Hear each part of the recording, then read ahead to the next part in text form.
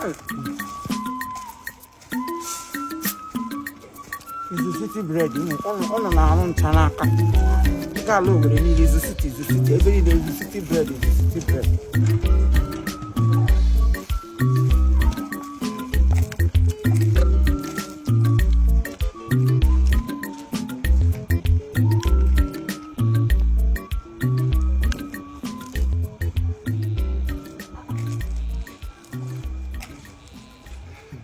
Hello, Tom.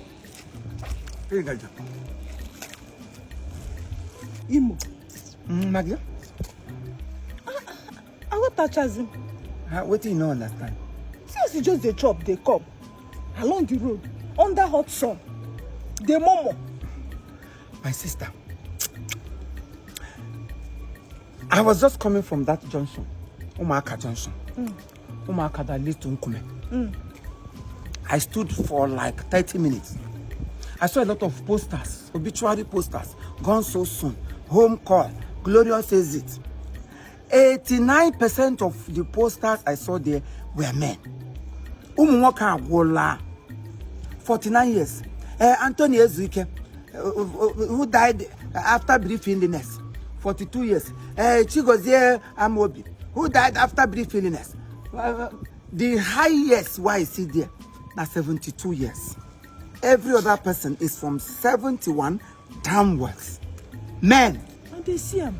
Survived by wife. Survived by Chidinma Weekend. Survived by Ngozi Ajali. Survived by Nicholas. What is going on? Men keep going every day because we are in a struggle to feed our home. Anybody who born picking the chop. So, wait. Now, what will make you eat along the road? Why won't I eat along the road? That's from Dr. Mieme. If I take them home now. Home can have devourers. If this bread reach house now, before I go peace to come out. Oh my God, I gotta see you are the father. You are the man of the house. You're supposed to provide for the family.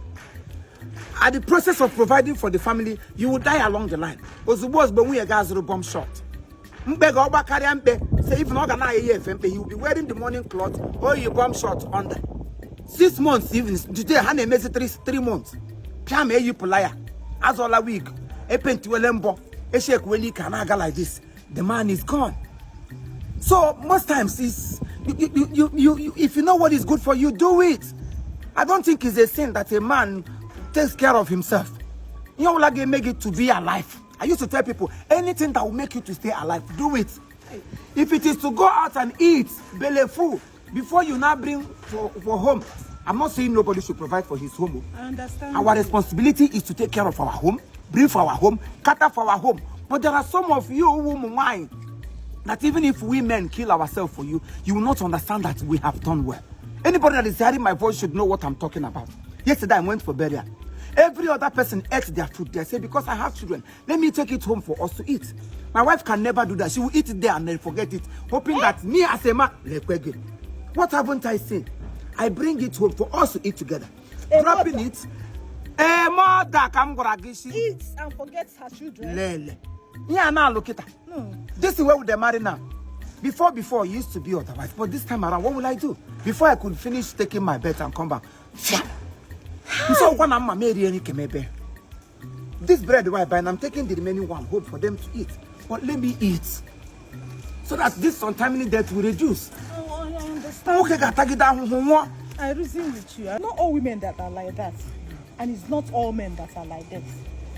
Do you understand? But my advice to you is a little bit to this side, a little bit to the other side, so that you won't fall into depression. Depression kills, oh. Stress is a silent killer. As you are now, you'll be thinking you're okay. You're not okay. Have you checked your BP? Have you checked all those things? I'm losing my mind. No. Biko. I am gradually losing it. Why you? And if care is not taken, I will just go like that.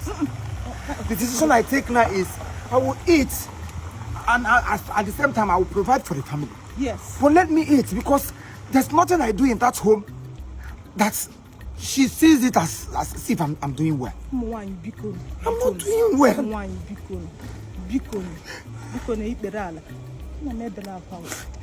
Men don't cry, Biko. Men don't cry. Anya ma ihu ga na adicha mma ma ibido akwa.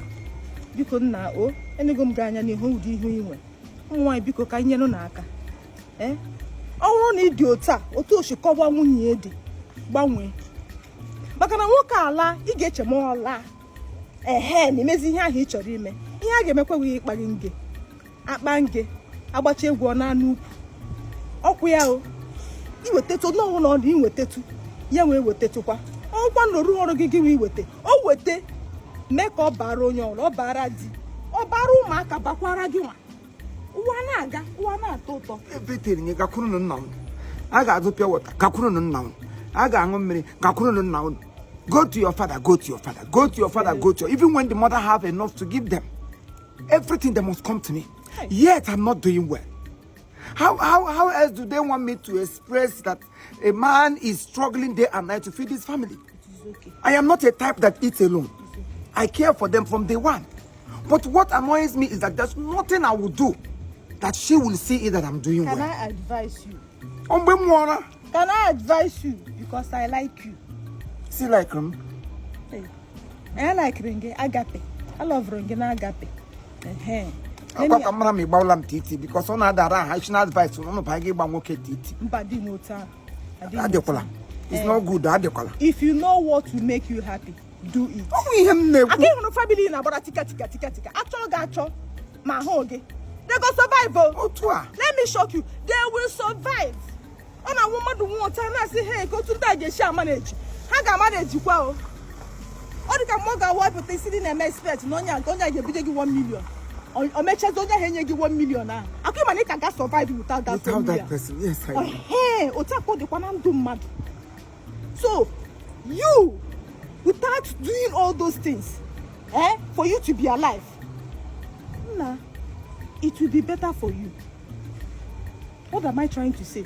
A little bit to this side, a little bit to the other side. You can never and never please everybody. It is totally impossible for one person. As in, please everybody.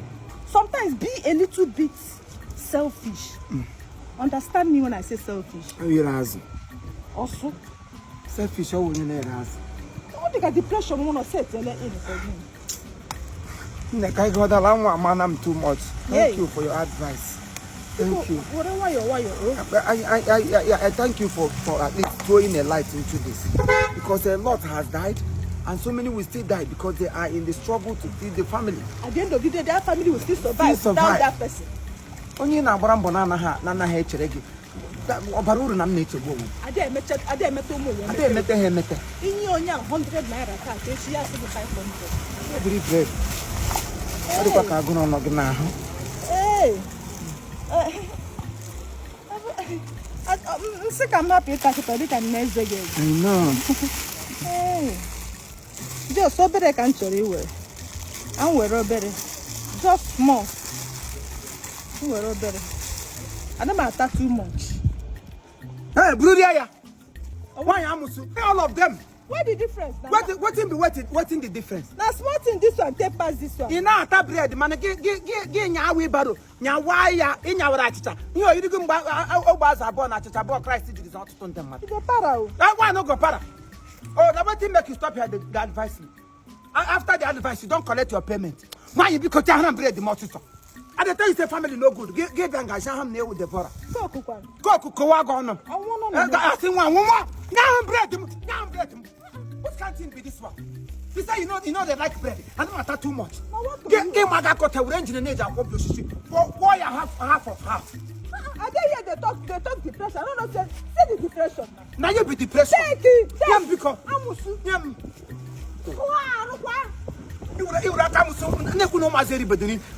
my children never chop. You can't dip your hand inside it. Why alabaster? Alabaster oil. Well, now you see madman. Now your husband be madman. Nonsense woman. Bread where you never reach children. Oh my Zeribe. I didn't have the manager. I'm just small. Make you dirty on. Come on when you have dragon. Get your time. My guy can allow laugh for midwife. No, play this can't play with me again. a na-ekwu na Nigeria adịghị mma gị were aka amụsụ na nna na nwa na mmụọ nsọ